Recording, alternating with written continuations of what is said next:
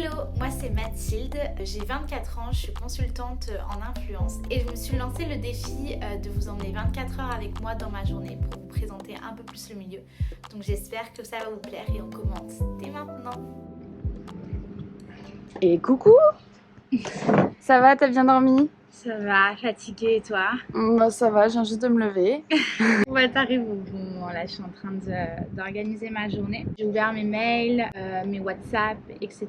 Je vais commencer à planifier ma journée. T'as un petit papier, c'est ça, pour t'organiser? Ouais, alors du coup j'ai deux trucs, j'ai un planeur. Toute la semaine je vais écrire mes moments clés, tu vois, des réunions, des choses comme ça.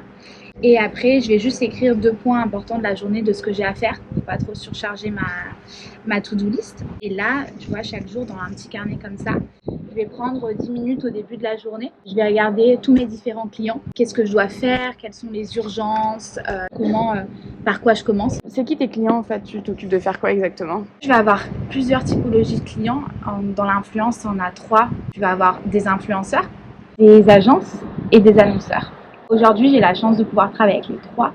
J'accompagne trois influenceuses, enfin créatrices de contenu, on pourrait dire, sur les réseaux sociaux. C'est vraiment leur référent principal par rapport à tout ce qui se passe sur les réseaux sociaux. C'est ça, ça s'appelle agent, ou on peut appeler aussi directeur artistique, entre guillemets, parce que je suis là aussi pour les aider sur leur publication de contenu, leur stratégie, essayer de les améliorer. Okay.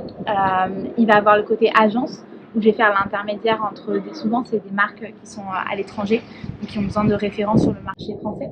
Et il y a la dernière partie qui va être chez l'annonceur, directement en interne chez les marques, du coup pour mettre en place leur stratégie d'influence. Je vais essayer de t'expliquer un peu ce que c'est les créateurs de contenu, qu'est-ce que c'est l'influence, comment on travaille. Super, je te suis.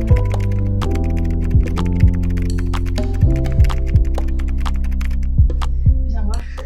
Du coup, là, j'ai traité un peu mes mails ce matin. Je suis dégoûtée parce que hier, je m'étais enfin mis tout à jour et là, en l'espace de vraiment une matinée, j'en ai reçu encore plein. Mais c'est pas grave, j'ai traité les plus importants. Donc là, j'avais une campagne importante à répondre, donc j'ai fait tout ça ce matin. Mais je crois que j'allais me changer. On fera une pause et je t'expliquerai comment on met en place une campagne d'influence avec un créateur de contenu. Enfin, je le relancerai sur WhatsApp et je lui demanderai la validation pour la vidéo de ce week-end. Du coup, là, tu fais quoi en fait? En gros, on est avec une autre créatrice de contenu, donc avec Eva. On est en train de faire une campagne avec Filmora. On a envoyé lundi la validation pour la vidéo de dimanche. Donc avant d'être en ligne, on doit toujours faire valider par le client. Et ce que j'ai fait, c'est que j'ai tenu au courant Eva. En fait, c'est toi qui es en relation directement avec le client. Eva, elle peut pas du tout les contacter, elle, personnellement. Ça va vraiment dépendre des clients. Mais en fait, moi, je suis là pour prendre toute la charge mentale à leur place.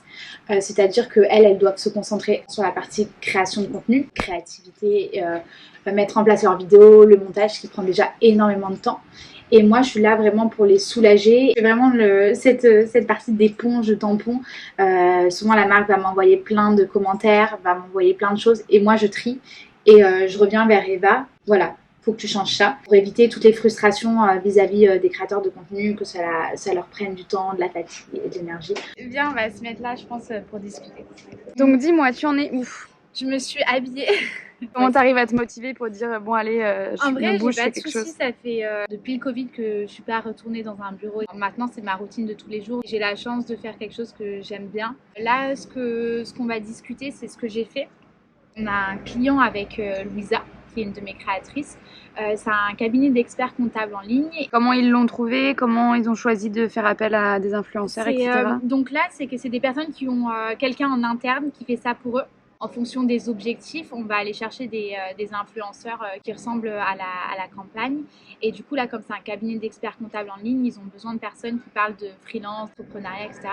Et c'est ce que Louisa fait sur YouTube. Ils l'ont contacté, on a fait une première campagne, ça s'est bien passé. Ils sont revenus vers moi en me disant « On veut refaire une campagne, qu'est-ce que tu peux nous proposer ?» Donc là, ce matin, j'ai pris environ 3 quarts d'heure pour réfléchir à un calendrier créatif avec Louisa, donc pour présenter l'expert comptable. Ce que j'ai fait, c'est que moi, j'ai fait un petit plan en disant, voilà, qu'est-ce qu'on peut faire? Quels sont les contenus? Quelles sont les histoires autour des contenus? Donc là, aujourd'hui, j'avais proposé une story Instagram, un réel, une autre story, une vidéo YouTube, un post concours et de l'extra, avec toute une storyline, une storytelling autour. Et j'ai envoyé ça à Louisa pour qu'elle puisse me valider, elle me dise ce qu'elle en pense. Et on va voir sa réponse d'ailleurs, elle a répondu. Donc l'IG Story, je trouve que c'est une super bonne idée. Ça pourrait vraiment permettre de voir à peu près où sont les gens et ça pourrait vraiment permettre de comprendre en fait qui est la cible que je touche. Du coup, Louisa m'a fait son retour sur mes propositions. Moi, souvent, je suis là pour idéaliser un peu qu'est-ce qu'on pourrait mettre en place. Et elle, derrière, elle me fait un retour par rapport à elle, son audience, qu'est-ce qui pourrait marcher, qu'est-ce qui ne pourrait pas marcher, qu'est-ce qu'elle se sent de faire, qu'est-ce qu'elle n'a pas envie de faire. L'idée, c'est que j'en vois rien tant que j'ai pas sa validation et la validation des créateurs. Et je vais aussi essayer de mettre en place une tarification. Tu fais comment pour la mettre en place? Il y a plusieurs façons de calculer et propre à chaque personne de le faire. Une des façons pour lesquelles moi j'essaye de voir quelle est la valeur ajoutée qu'on apporte au client, trouver un juste milieu entre le retour sur investissement du client et nous. Donc voilà, je vais me remettre là-dessus. Le fait de faire appel à des gens, je trouve, c'est juste se supporter dans nos activités parce que la meilleure personne pour le faire, c'est quelqu'un qui est spécialisé. Donc là, c'est une matinée un peu spéciale créateur de contenu. Je m'organise avec Trello. Je vais mettre à jour donc là expert comptable. Qu'est-ce que j'ai fait, qu'est-ce que j'ai écrit. Et une fois que j'ai fini Louisa, je vais passer aux autres créateurs. Et là, notamment Clara, parce qu'on a des choses urgentes à voir ensemble. Donc là, j'ai les différentes marques avec qui on travaille, les mises en ligne, des collabs. Et on a à chaque fois un planning qui permet de savoir qu'est-ce qu'on doit faire, les dates de mise en ligne, etc.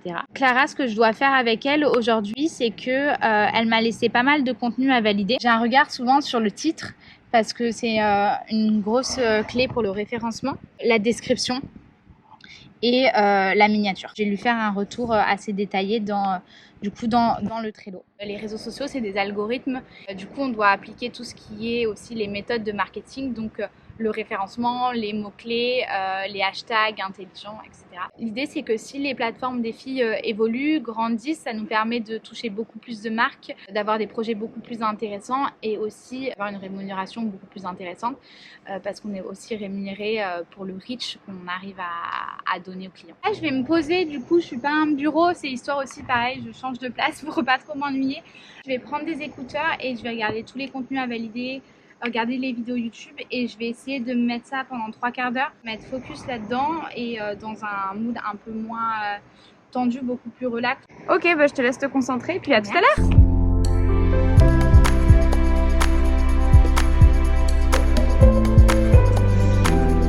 Il est midi 4 et ça fait environ 2 heures que je bosse sur ce client. Ce matin, j'ai travaillé pour des créateurs de contenu et là, je bossais pour un de mes clients avec qui je travaille en interne et je suis chargée de mettre en place toute leur stratégie de marketing d'influence. Et en fait, ce que je fais à chaque fois, c'est d'ouvrir mon ordinateur et de regarder les statistiques de la veille. Donc, comment les collabs ont marché, retour sur investissement, etc. Parce qu'au final, le marketing d'influence, dans le marketing, il y a de la communication, de la visibilité, mais il y a aussi beaucoup de ce qui est marketing et analyse de chiffres.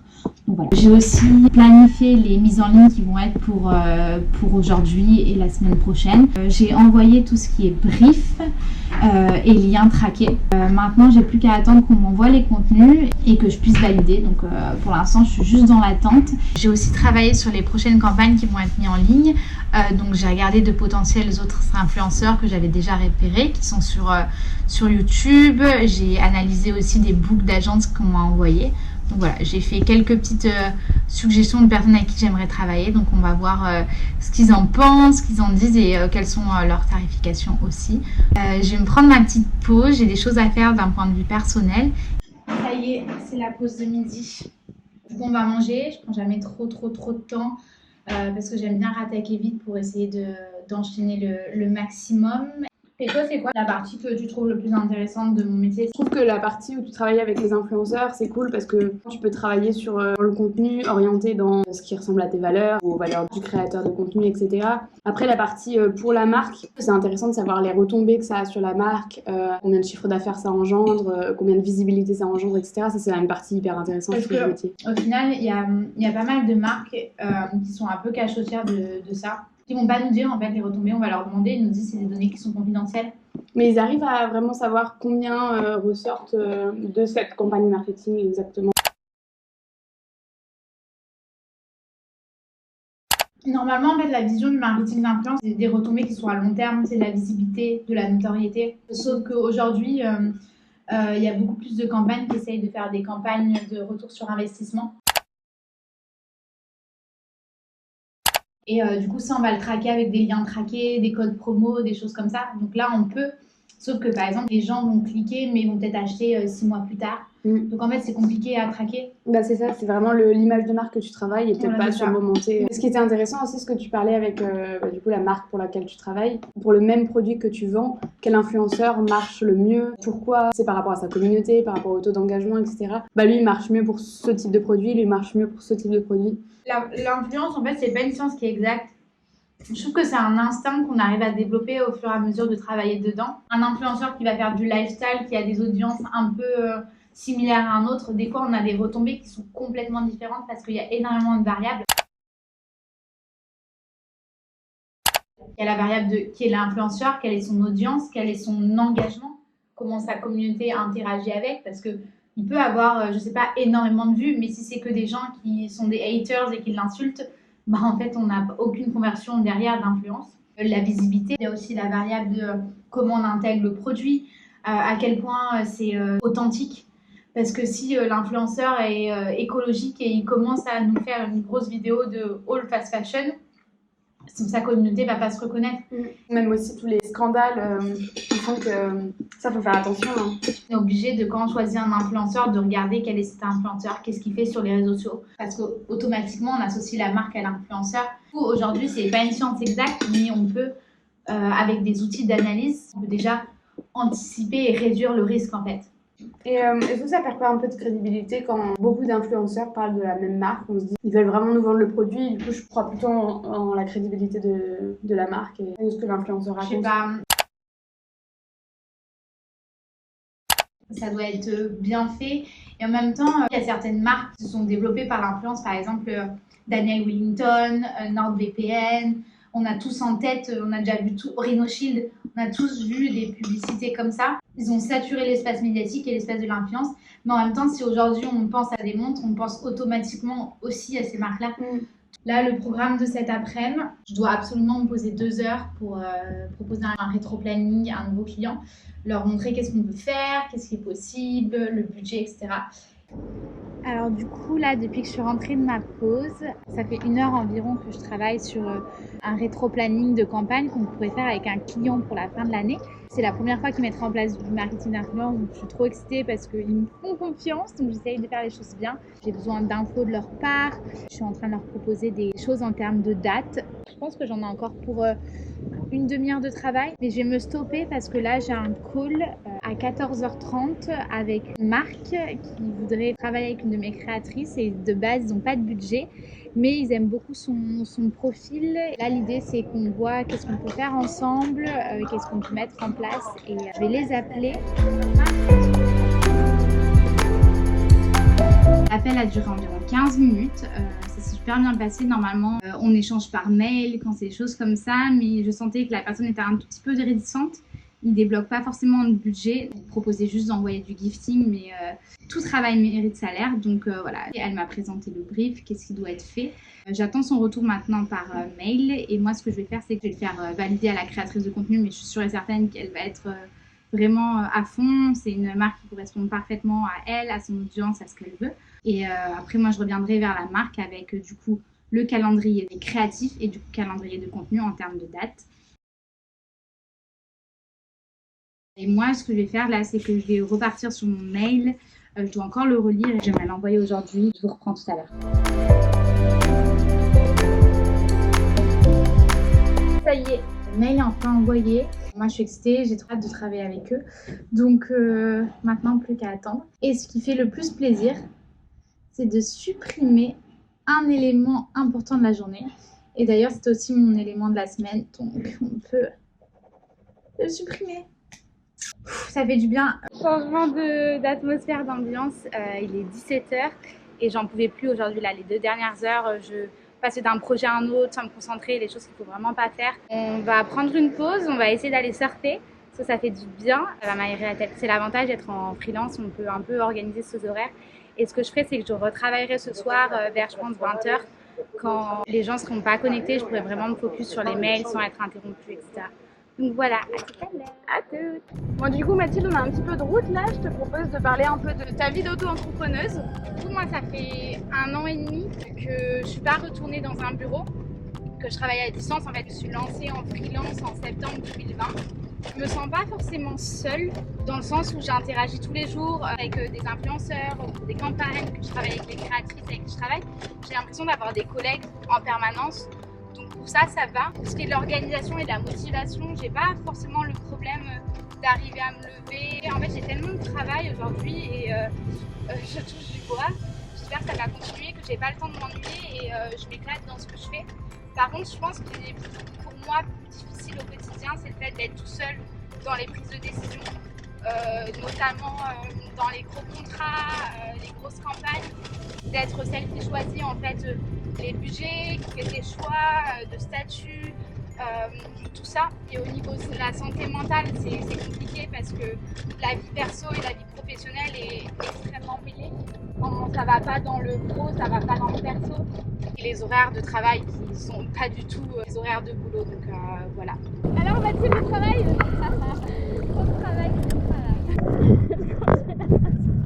Alors du coup là on est rentré du surf, on s'est douché. Je viens de prendre mon ordinateur parce que j'aimerais finir 2-3 petites choses, surtout les mails parce que j'en ai pas mal qui sont arrivés après 17h. C'est une période que moi j'aime bien parce qu'elle est tranquille entre guillemets, j'ai pas d'interruption WhatsApp, de mails urgents à répondre et ça me permet de me poser surtout sur les contrats, les factures, les mails qui sont assez longs à répondre, ceux où je dois réfléchir sur de la facturation, sur la budgétisation, etc.